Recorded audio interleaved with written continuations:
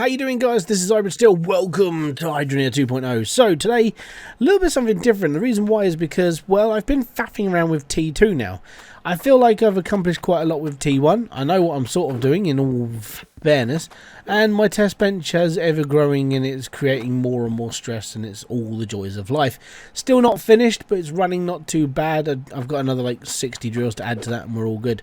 Now, don't forget, I am playing in creative mode, which basically means it's this is how I do all my testing, because it's just easier to set everything up. Now, what you can see in front of you is my my rendition of a T2 setup.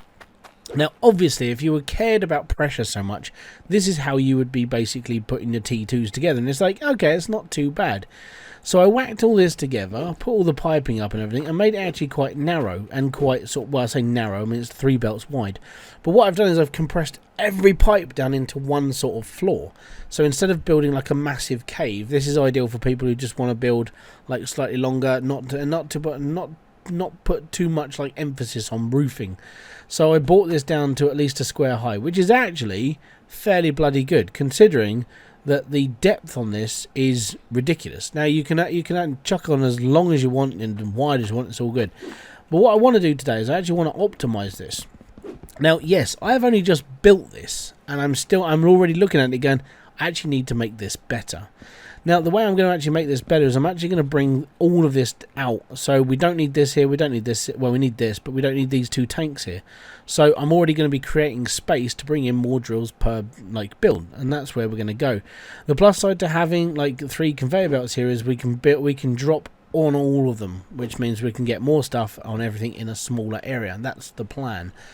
Right, so what I need to do first off is I need to get rid of all these tanks. So we'll start on one end and we'll work our way through. Now, one thing I did notice is when it comes to like putting dirt down, I've seen a few people have issues with this. What I was literally doing is just getting the shovel, wherever I put my shovel. It's around here somewhere. That's not my shovel. Where's my shovel? There's my shovel. Alright, so the main part you got to think of is that when it comes to these drills, they've got the drum at the back. Now, if you shovel a piece of dirt, actually what I'll do is I'll demo this. Where you've got this drum at the back, and we're gonna have another drum at this sort. So what we want to do is we want to put the dirt where roughly the dirt is, where the drum is going to sit. So to put this into perspective, this drum is going to sit right here, so more towards the back of the block. So let me just drop the drill. We're going to put that down there. So we have to put this in, and that's where we're going to put the drill.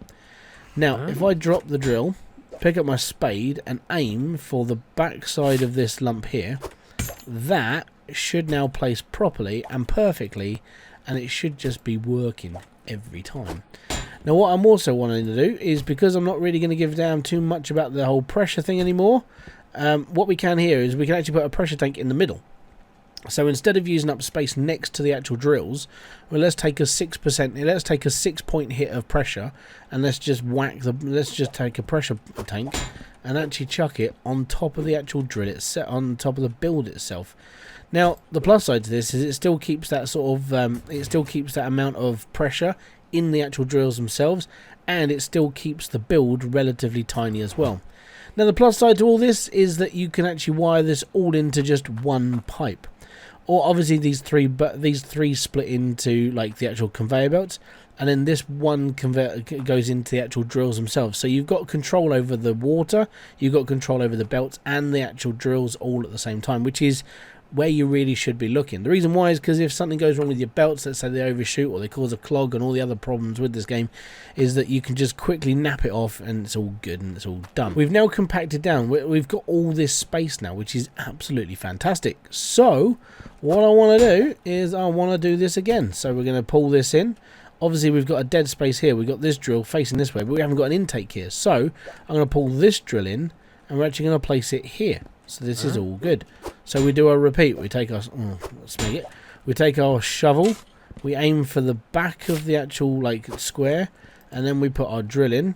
Obviously, I can't do it because the drill doesn't fit, because for some reason it clips into the conveyor belt and doesn't like to place. So we have to take the drill out, and we're all good. And then, obviously, because we've now got this here and this here, what we're going to do is going to grab the T-pipe. We're going to put this in here. Yeah. And then we need another T-pipe, which is over there. So, cool. Right, we're going to plop that down there. grab another spacer, and we're good. Now, if you really care about, like, if you actually care about pressure in your builds and so on and so forth, the best thing you can actually do is just bring in the tank and then put it behind. Now, what we have to take into consideration with this central line now is that we're going to be still sort of like adding like another layer of piping. So I'm going to finish this one off first, and then we're going to sort of like join all this up together, and everything should just be dandy and hairy. So there we go. Right, now we're going to come to the end of our line, and it's like, no, we run out of space. Because I can't really put another one here because it's just a bit too much, and I can't put another one here because it's like it's facing the wrong way. So we're gonna plop this around here. We're all good. I don't think the dirt's in the right place. So give me a second. So we're gonna pop the dirt right on the back end of that square, and there we go. All right. So as you can see, we've bought. You know, we've got more drills on this one side now, which is pretty cool. And obviously this is just the beginning of the line, so it doesn't really matter which way around this goes. Now the only downside is because we've been messing around with the actual plot, and we've been messing around with the actual like pressure in the drills and all the other joys of life, what we need to do is we need to move everything and shuffle it around a little bit and make sure it all works. Now this just basically means that, well, it's all good. So what we can do is we're going to bring this one a little bit closer. No, I'm gonna need my shovel again. Ah, right, go over there. Where's my shovel? There's my shovel. Yes. Now, what we could do is, if I really wanted to like be a little bit picky about where I put pressure tanks and so on and so forth. Oh god, I don't like this glitch. Right, plop that in there. I pick up the belt separately to separate that off. Oh no, I've picked up concrete. Down, cool, fantastic. Rotate, up, done. Cool. So what I would do, honestly, and this is just my honest opinion of how I would do things, and what I probably would do is move this back one square. So let me just faff with this now. And the reason why I'm going to faff around with it quick is it just sort of helps sort of get my brain into like where things should go. And then on the plus side of that is I'm sort of live testing this right now whilst recording. I mean, obviously it's not live and you're not sort of losing any sleep over this, but it's always good to actually show the workings that go on inside my head. Sort of. Yeah, it's all good, I suppose. Right, anyways, so what I need to do is I need to move this. If it goes in. There we go. Oh, no.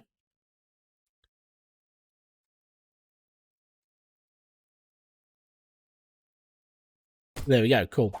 And we'll pop this in. Alright, now I'm going to do this. Now I need to bring this in. Now, what we could do is we could sit here and go, right, so the best way to boost my pressure on this line, if I was really worried about it, I would take that out of here and put in a pressure tank, nya. And then I'd take that one out of there. Yeah, and put a pressure tank in, nya. Right, now I am going to be running this without any shards in it because duplicating shards and putting them in everything is a pain in it's a pain in the bum, and I can't be bothered. So we got our pressure tanks here and a pressure tank here. This is going to be the pressure tank for the water that's going to go through the belts, and that's going to be rapidly increased, which is amazing. And then this is going to rapid about 370 worth of pressure out into the line, and it's all good. Now, obviously, the more drills you put on the line, the more pipes you're going to have to like mess around with and make sure that all works. But that's just the joys of the game. Now, what I have got to do is I've got to put that there. Oh yeah, I can't do it because that doesn't work properly. I've got to take that belt out. I hate this. This clipping problem that we have with these drills currently annoys the smeg out of me, if it wasn't abundantly clear. Right, so now we have an issue. And the issue is that we've basically lined up our drills. Oh no, right? So the only thing you can really do is to basically, you have to offset the actual drill itself so it works in the daisy chain of things. Instead of going, oh yeah, it's all good, what we'll do is we'll do this. So that wouldn't work. Now, because we've shuffled all this across, we've now got this space here and it looks a little bit obscure. So what you want to do is you want to basically make sure that everything is sort of, I know it sounds weird, but you want to make sure it's off center. And just so that there's no drills like clashing, so you've got this space here between each of the lines of like the T-pipe, so that everything works nicely without messing around. Now if I did want to put another T-pipe in, I could put a T-pipe here and then put another drill here, but then obviously this is the beginning of where I would put like the intake and everything else, so I'm not really worried about that too much, and that's okay. But I mean, if I wanted to make this build even longer, I could just extend out the conveyor belts, or if I really wanted to, I could just bring out another line off of here and just duplicate this build over and over again. So it's very much like how I build my test bench for like doing round drills, tier 1 drills. So what I've done is at every single point during this build there is cut-off switches that basically stop 60 drills working. So you got that valve that controls those 60. Then you've got, I mean, these ones will basically work automatically. So all 60 of these will all of these ones should work straight away. Turn the valve on and then all of this line still works. And basically what we've done is we've cut off every single point where the actual sort of like drills actually start. So even here I've got a cut off point for these ones, and that's because the pipeline runs all the way out to the other end.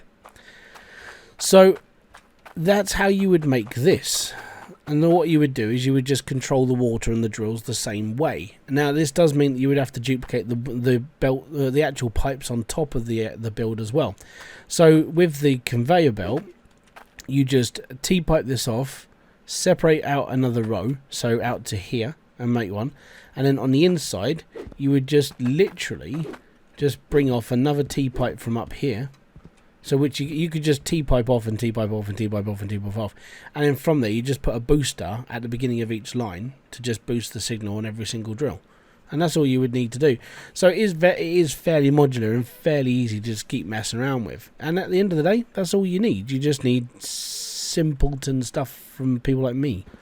And if I turn this on, let me just turn the new ones on because we haven't done this before.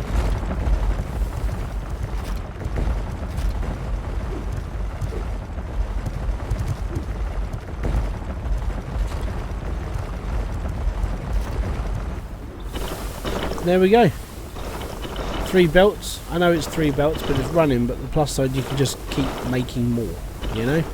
So all you'd have to do is build another conveyor belt, another load in, another conveyor belt, another load in, another conveyor belt, load in, and then it wouldn't actually be too hard. You could probably make this quite a decent build over time. It's just the way things are, you know. The reason why I was looking at this more as like an idea for a build is because I see a lot of people trying to mess around with tier 2, but then they're sort of doing this thing where it doesn't look like it's working properly, or it looks too spaced out.